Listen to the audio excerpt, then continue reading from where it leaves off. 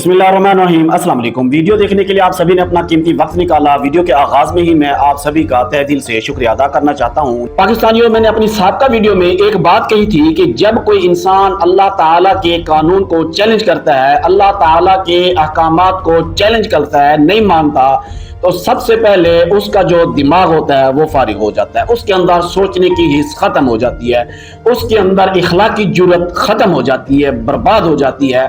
उसे यहाँ तक मालूम नहीं होता कि मैंने कौन सी जगह पर कौन से अल्फाज बोलने हैं, और वो अपने अल्फाज का इंतखाब करने का जो उसकी सोच होती है वो खत्म हो जाती है। वही कुछ हुआ जनाब हकीम लुआपार साहब के साथ। आप सबसे गुजारिश है, अगर आपने मेरा चैनल सब्सक्राइब नहीं किया तो सब्सक्राइब जरूर कर लें, बेल के आइकॉन को जरूर प्रेस कर लें और कमेंट्स एंड लाइक भी जरूर किया करें।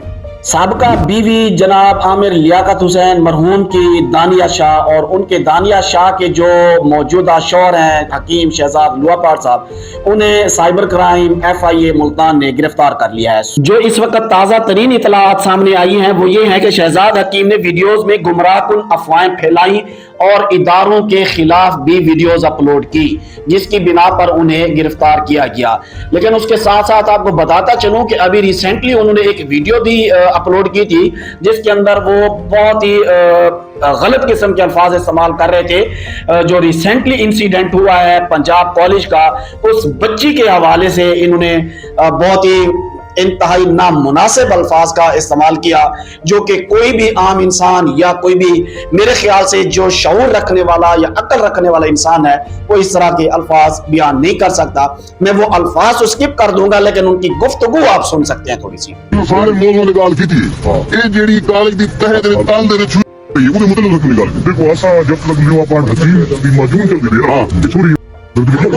जी, इतलात के मुताबिक जनाब हकीम साहब जो है ना, कानून नाफिज करने वाले इदारों के खिलाफ नफरत अंगेज वीडियोस भी अपलोड करते रहे हैं। जनाब हकीम साहब को कानून को चैलेंज करना महंगा पड़ गया।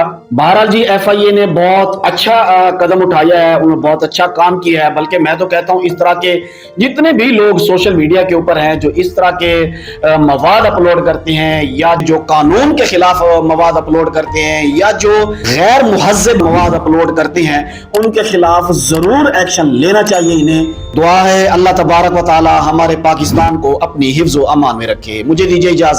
अल्लाह हाफिज़।